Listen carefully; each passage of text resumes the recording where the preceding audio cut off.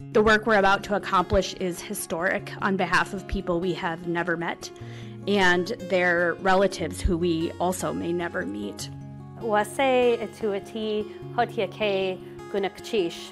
My name is Jenny Van Sickle and I am Tlingit Athabaskan Shitkakwan Kiksadi Yeh Gajahin. And that means my people are from the water, that my clan house is Raven, and my crest is Frog, and I'm from the Sun House. I'm Tlingit, which is coastal, and on my grandfather's side, I'm Athabaskan, which is more interior. You know, the Tlingit people have been settled in Alaska since the beginning of time. I am a city councilor here in Superior, Wisconsin. I am born and bred in the Pacific coastal waters of Alaska. That is my home. That is always my home. Especially in public service, Native people, Native perspective, Native language, Native experience is often treated as optional. There is a responsibility to understand the history of the land you live on and how the generations of decisions and development have impacted a people. In 2017 was the very first time the city of Superior had ever recognized Indigenous Peoples Day, in 2017. So it starts to come into focus that there are probably a lot of stones unturned, or that people would start coming to you about tribal matters, even though I'm not Ojibwe, or I'm not Indigenous to Wisconsin, or what is now called Wisconsin. So making sure that you're not speaking on behalf of all Native people or all Alaskans, just trying to broaden the lived experience of a council that is underrepresented dramatically by women of color, certainly Indigenous people, and we still have a lot of barriers to break down. We have a lot more firsts to get to.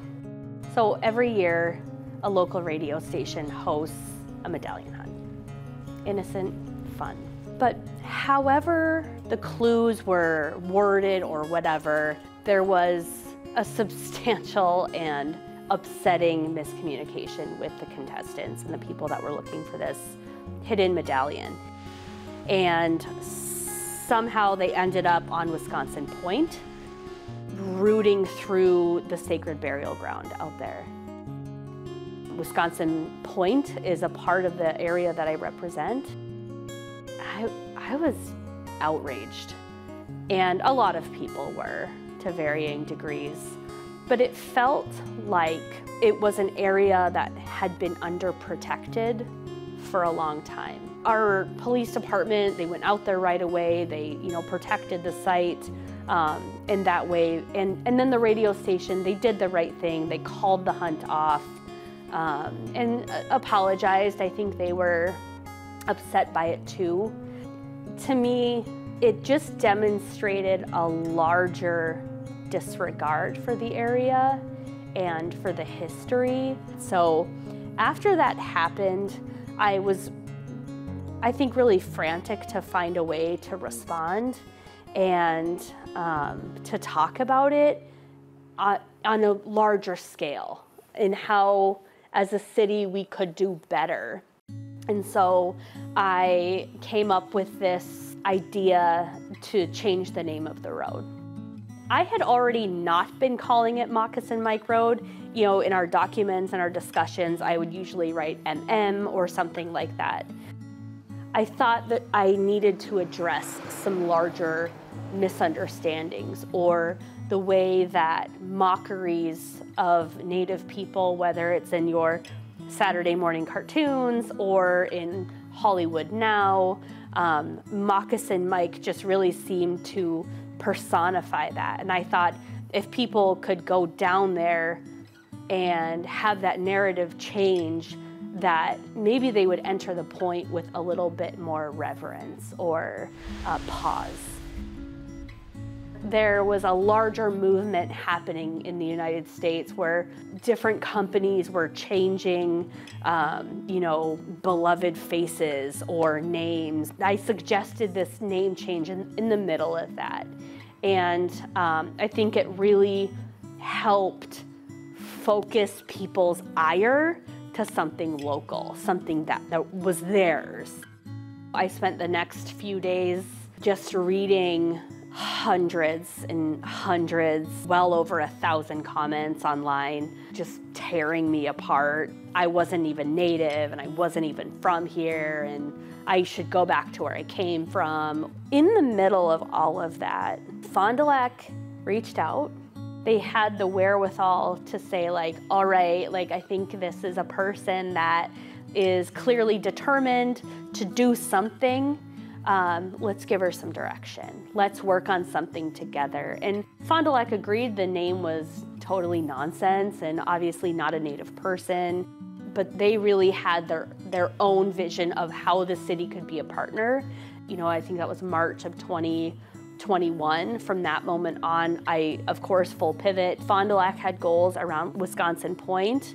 Then I was just totally on board to get that done, no matter how long and difficult that process would be. By July of that year, I had done enough research. I had done enough just collection of all of these articles. I had to find the deeds that were in a firm somewhere in Milwaukee. I spent months researching and having conversations with the State Historical Society. There were so many people willing to help what Fond du Lac had stated as a clear goal, and that was to return the sacred burial grounds at Wisconsin Point to the band. I met with a lot of descendants. I really learned the history, and it was just very human. These were people standing right in front of me. It was important to understand the city's role, that it wasn't some vague slight against Native people. It was a deliberate decision by leaders in Superior at the time to appeal a court's decision about that burial ground and fight the tribe and fight tribal sovereignty and ownership to make sure that U.S. Steel could build there. This particular site is on Wisconsin Point. It is the old Wisconsin Point Cemetery. Most of the people that were buried there had indigenous ascent, generally Lake Superior, Ojibwe. About 100 years ago, the city of Superior, in the hopes of developing the area, decided to seize that property from the owners of the people that had been living on the point. They exhumed the graves, and when we say mass grave, it's because the people that were exhumed did not get individual graves in the new burial place, which was along the Nemadji River. So that, by any definition, would be considered a mass grave, and in the modern world would be considered an actual crime against humanity. And then it turned into also working with the folks at St. Francis to also then include in the work, not only would we return the burial ground, but that we would work with the folks at the church to make sure that we could also return the site of where they were reinterred in a mass grave off of their property, because there had been this narrative that they were moved to a Catholic cemetery, and they weren't. It was a city cemetery at the time. What you are approving today is transferring the deed, actual ownership, to the Fond du Lac Band of Ojibwe. It is a precedent to the process to eventually enter it into federal trust and conceivably make it reservation land. But this would formally give your authorization to transfer to the band. This has been a very long and difficult process, and I also just want to say thank you to Allison Johnson, who is not here tonight, but also the council, the councils that have come before us, the council of last year who started this phase of it, and the representatives and the senators, the descendants, the tribal nations that have reached out in support. We have had such an incredible opportunity to build on their work. All those in favor, please signify by saying aye. Aye. Those opposed say no. Motion carries. At the end of the day, You know, the burial ground itself was 0.2 acres. And people had spent over 100 years trying to get back 0.2 acres. Fond du Lac's flag over there in the corner. It's only been in this room for a year. And you know, we had a ceremony to have them planted here. Over here we have a map on the wall. The mayor's used to be on that wall. But now we have a full Indigenous language map of this area because this building is a part of something bigger. And I think that the people that work here can always strive to have better representation in not only our staff, but our policies. In a future episode, we will show you the celebration of the reclamation of sacred burial grounds back to the Fond du Lac Band.